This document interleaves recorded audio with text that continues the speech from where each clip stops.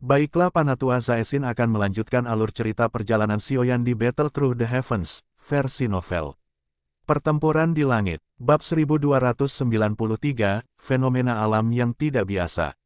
Keharuman dari kayu cendana memenuhi ruangan yang sunyi, memiliki udara kering dan panas yang tidak biasa. Penyebaran suhu tinggi dan bahkan ruang itu sendiri membentuk beberapa distorsi. Sekilas, itu memberi seseorang perasaan ilusi. Xiaoyan duduk di kasur batu di dalam ruangan yang sunyi. Matanya tertutup rapat dan gelombang suhu tinggi yang menakutkan terus menyebar dari tubuhnya. Ada samar-samar beberapa bibit api putih lebat keluar dari pori-pori di sekujur tubuhnya. Api ini bertahan di tempat itu dan melilit tubuh Xiaoyan. Ekspresi Xiaoyan tenang dan tanpa riak. Dia tidak merasakan perubahan di sekitarnya. Pada saat ini, pikirannya benar-benar tenggelam dalam penggabungan api surgawi yang aneh di dalam tubuhnya. Mungkin itu karena Xiaoyan saat ini mengendalikan 3 jenis api surgawi, tetapi penyempurnaan api dingin tulangnya saat ini tidak sesulit yang dia bayangkan. Di bawah backing hebat api jantung 3000 teratai, api dingin tulang sudah mulai samar-samar menunjukkan tanda-tanda mengocok. Meskipun tanda ini sangat lambat, semuanya berjalan dengan lancar. Tidak ada perubahan luar biasa yang tampak sulit dikendalikan. Berdasarkan kecepatan ini, jika tidak ada yang tidak terduga terjadi di tengah jalan, Xiaoyan memiliki keyakinan bahwa dia bisa berhasil memperbaiki api dingin tulang dalam waktu 1 bulan. Pada saat itu, tubuhnya akan memiliki 4 jenis api surgawi. Jika kabar tentang hal misterius ini menyebar, kemungkinan besar akan menarik perhatian banyak ahli. Itu sudah merupakan berkah besar bagi orang biasa untuk mendapatkan bahkan 1 api surgawi. Yang disebut 4 jenis ini, memang sedikit aneh. Bagaimanapun, bahkan jika seseorang kesulitan menemukan api surgawi, kemungkinan besar tidak ada yang berani menyimpan 4 jenis api surgawi yang dipenuhi dengan kekuatan destruktif di dalam tubuh mereka pada saat yang sama. Tindakan seperti itu pada dasarnya tidak berbeda dengan menelan beberapa bom ke dalam perut seseorang. Itu adalah tindakan bunuh diri di mata banyak orang. Untungnya, bagi Xiaoyan, yang memiliki mantra api, hal semacam ini, yang tidak mungkin di mata orang lain, telah menjadi fondasi yang memungkinkannya menjadi ahli top. Sementara pelatihan Xiaoyan secara bertahap berkembang di jalur yang benar, suhu ruangan yang sunyi juga mulai meningkat. Pada akhirnya, aroma cendana yang tertinggal perlahan mengeluarkan embusan dan langsung berubah menjadi debu. Di bawah suhu itu, bahkan elit biasa Douzong tidak akan bisa tinggal lama. Jika seseorang menyerap energi liar dan kekerasan yang meresap di udara, itu cukup untuk menyebabkan Douqi di dalam tubuh seseorang menjadi kasar dan tidak terkendali. Mengikuti aliran waktu, aura yang menyebar dari tubuh Xiaoyan juga perlahan menjadi lebih kuat. Gelombang demi gelombang Douqi yang agung menyebar dari tubuhnya seperti gelombang laut yang besar. Itu bahkan membawa beberapa suara tabrakan yang samar-samar dalam prosesnya. Dengan penggabungan api dingin tulang dan api jantung 3000 teratai, energi besar yang tersembunyi di dalamnya telah berubah menjadi Douqi murni yang mengalir ke pembuluh darah Xiaoyan setelah penyempurnaan, menyebabkan auranya perlahan naik. Setengah bulan berlalu dalam sekejap di bawah kehalusan yang tenang ini. Setelah setengah bulan penyempurnaan, suhu di dalam ruangan yang sunyi telah terisi hingga tingkat yang menakutkan. Selain itu, karena tempat ini tertutup sepenuhnya, akhirnya menjadi seperti kapal uap. Gelombang Qi yang bergolak dan suhu panas menyebabkan banyak garis retakan hitam gelap muncul di langit. Beberapa meja dan kursi batu di dalam ruangan yang sunyi itu menetap angsur meleleh, berubah menjadi cairan yang perlahan-lahan menetes dan mengalir di dalam ruangan yang sunyi. Kadang-kadang, gelembung udara akan muncul dengan sedikit suara yang teredam. Hampir setengah dari tempat tidur batu juga meleleh karena suhu tertinggi ini. Xiaoyan, yang duduk di tengah, namun tidak menunjukkan tanda-tanda kebangkitan. Napasnya tenang, udara panas, yang akan menyebabkan orang biasa berubah menjadi abu saat terhirup, menjadi seperti 2 naga udara yang mengikuti lubang hidungnya dan terus-menerus memasuki tubuhnya. Menyatukan, meja batu meleleh dan cairan menetes pelan. Suara kecil muncul di dalam ruangan yang sunyi dengan ritme. Sosok tempat manusia tidur batu itu sepertinya telah menjadi patung. Itu tidak bereaksi bahkan sedikit pun. Jika bukan karena seseorang masih bisa merasakan aura yang luas dan kuat yang terus naik, kemungkinan ada orang yang akan memperlakukan gelombang panas itu seperti patung batu. Konsep waktu akan menjadi sangat kabur saat seseorang mengebor. Oleh karena itu, 10 hari telah berlalu sementara Xiao Yan duduk seperti patung. Keharuman bunga menutupi halaman yang tenang. Bunga-bunga indah dan berwarna-warni ini menghiasi tempat itu hingga penuh dengan kehidupan. Ada paviliun batu di dalam halaman ini. 3 sosok hadir di dalamnya. Namun, pada saat ini, mata ketiga orang ini sedang membuka pintu batu yang tertutup rapat di ujung halaman.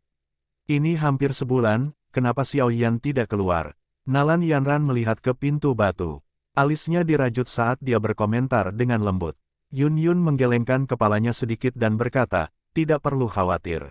Dengan kemampuannya, kemungkinan besar tidak akan terjadi apa-apa. Tidak jarang seorang elit Douzun melakukan retret beberapa bulan atau setengah tahun. Meskipun dia berbicara dengan cara ini, masih ada sedikit kekhawatiran di antara alis Yun Yun. Jika itu adalah kemunduran biasa, dia tentu tidak akan khawatir. Namun, sejak Xiao Yan memasuki ruangan yang sunyi, energi yang menyebar darinya menjadi semakin panas dan kejam. Perasaan itu seolah-olah bagian dalam ruangan yang sunyi sedang menyeduh gunung berapi yang akan meletus.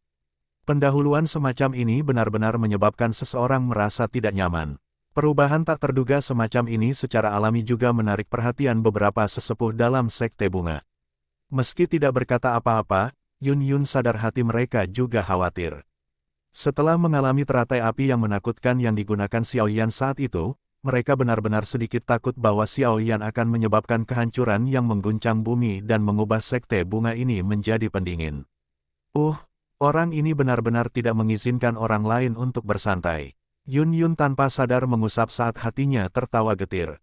Untuk menenangkan kekhawatiran para sesepuh ini selama periode waktu ini, dia telah melakukan banyak pembicaraan. Namun, hal ini tidak bisa berlangsung selamanya. Energi yang menyebar dari ruangan yang sunyi menjadi semakin ganas. Pada saat itu, kemungkinan besar bahkan Peter pertama akan mengambil beberapa tindakan. Dibandingkan dengan kekhawatiran dua lainnya, King Lin hanya bersandar malas di atas pilar. Pinggangnya yang tampak lembut tanpa tulang dan bersandar pada busur menawan yang secara samar-samar memancarkan semacam pesona malas. Dia terlahir dengan mata yang tidak biasa. Secara alami, dia menyadari kondisi Xiao Yan saat ini. Oleh karena itu, dia tidak khawatir tanpa alasan. Sepertinya semuanya akan sama lagi, lupakan saja, ayo pergi. Setelah menunggu dengan tenang selama lebih dari 1 jam, Yun Yun melihat ke langit sebelum bangun tanpa daya dan berkata, "Apa itu?" Nalan Yanran juga mengangguk. Dia baru saja akan kembali. Ketika getaran tiba-tiba terasa di bawah kakinya, menyebabkan dia sedikit terkejut. Dia buru-buru meraih pilar batu di sebelahnya. Wajah cantiknya dipenuhi kejutan. Itu ditularkan dari ruangan yang sunyi. Yun Yun juga menghentikan langkahnya. Dia merasakan sedikit sebelum matanya yang indah tiba-tiba berbalik ke arah ruangan yang sunyi. Setelah menerima warisan Granny Hua, lonjakan terjadi dengan cepat. Saat getaran itu ditransmisikan sebelumnya, dia dengan jelas merasakan bahwa ruangan yang sunyi, yang telah lama sunyi, tiba-tiba memancarkan energi yang sangat kuat. Apakah dia akan keluar dari retretnya? Yun Yun menetap pelan di mulutnya.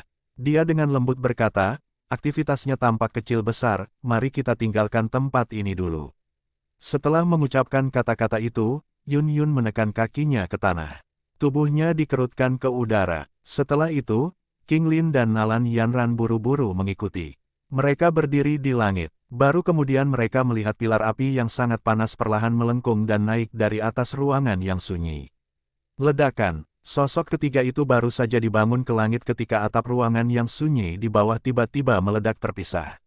Secepatnya panas menyebar, menyebabkan suhu di sekitar tempat itu meningkat dengan cepat.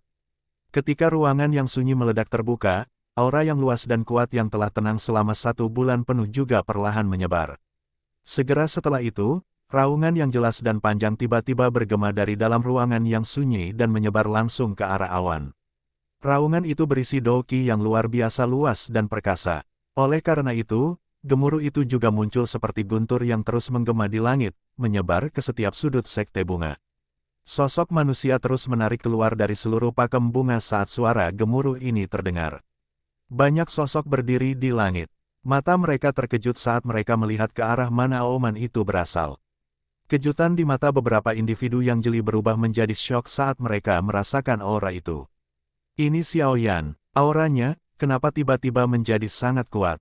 Kekuatan aura ini sepertinya telah mencapai puncak level bintang 4. Orang ini, apakah dia sudah makan beberapa pil khusus? Kekuatannya benar-benar melonjak seperti rupa dalam waktu 1 bulan. Cukup banyak sesepuh dari Sekte Bunga tanpa sadar menghirup udara sejuk ketika mereka merasakan kekuatan aura ini. Tingkat di mana kekuatan ini terakumulasi benar-benar terlalu menakutkan.